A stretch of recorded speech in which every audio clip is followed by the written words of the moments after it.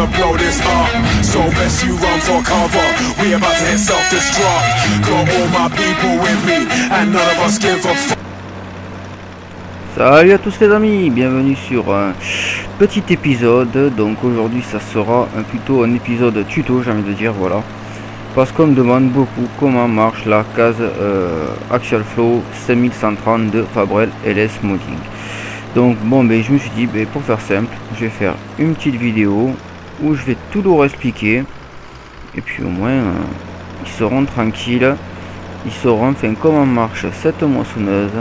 Et puis ils pourront, enfin vous pourrez enfin vous en servir. Donc voilà, moi je reste en plein milieu de la route, c'est pas grave. Donc mon petit 8140 qui est perso, voilà, donc il restera personnel car je n'ai pas le droit de le donner à qui que ce soit. Voilà, donc voilà la petite Mosbat 5130 case Axial Flow, donc de Fabrel.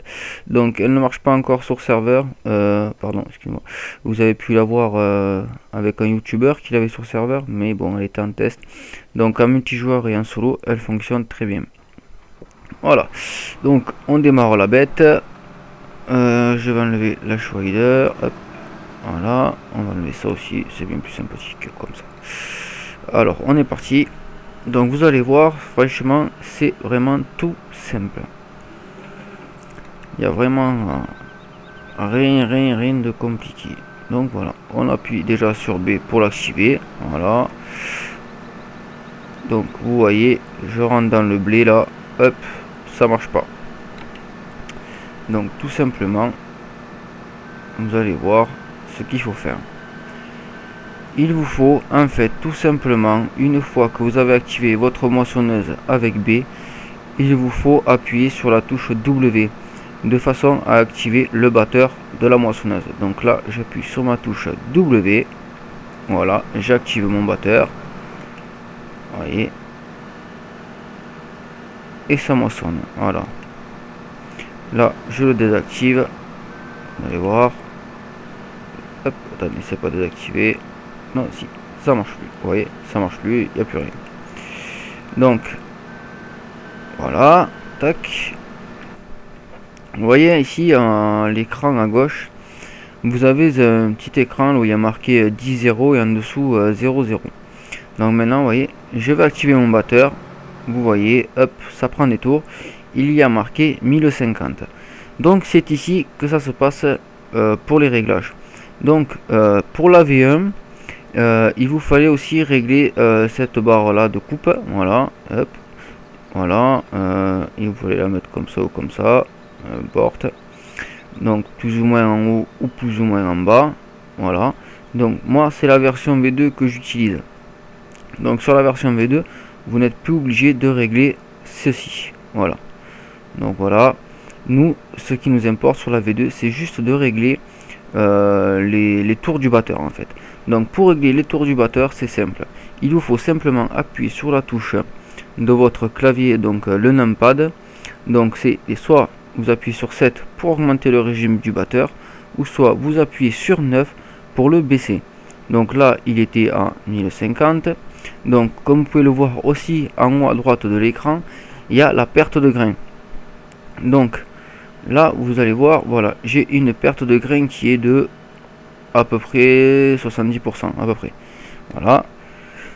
Donc moi ce que je vais faire, je vais tout simplement baisser le régime de ma machine, de mon batteur. Vous voyez, hop, hop, je me suis trompé de touche, là je l'ai augmenté, voilà. Donc avec 7 vous l'augmentez, 9 vous le baissez, donc on le baisse avec 9. Donc pour le blé il vous faut le mettre à peu près à 940 il me semble, ou 950, c'est pas mal aussi. Donc moi ce que je fais, voilà, vous voyez, je le mets toujours là à 946, voilà, ça doit être 940 à peu près qui doit être bon, mais enfin c'est pas bien grave, voilà, ouais c'est ça, 950 c'est, ouais, 950 c'est mieux. Bon enfin, voilà, donc moi je le règle toujours un peu plus haut, voilà, de façon à ce qu'il y ait un peu de perte, que ça fasse un peu plus réel, voilà.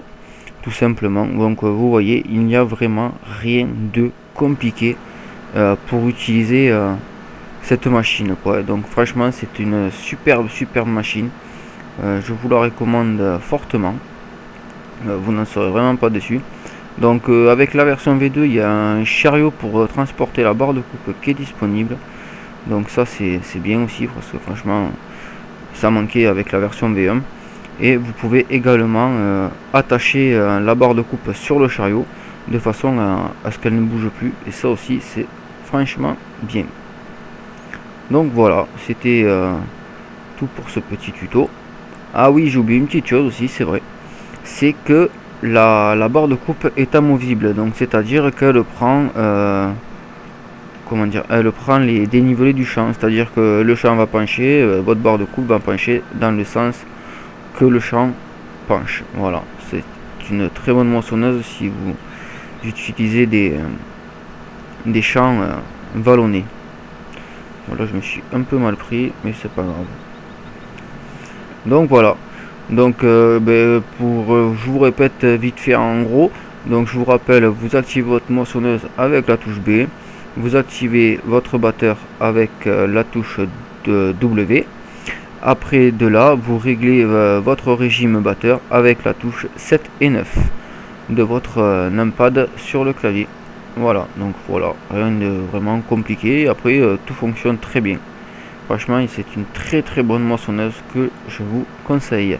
Voilà, donc ce sera la fin de ce petit tuto là. J'espère que ça vous aura servi et que ça vous aura plu. Je vous souhaite une excellente fin de journée ou une excellente fin de soirée. Voilà, ciao les amis, à plus tard.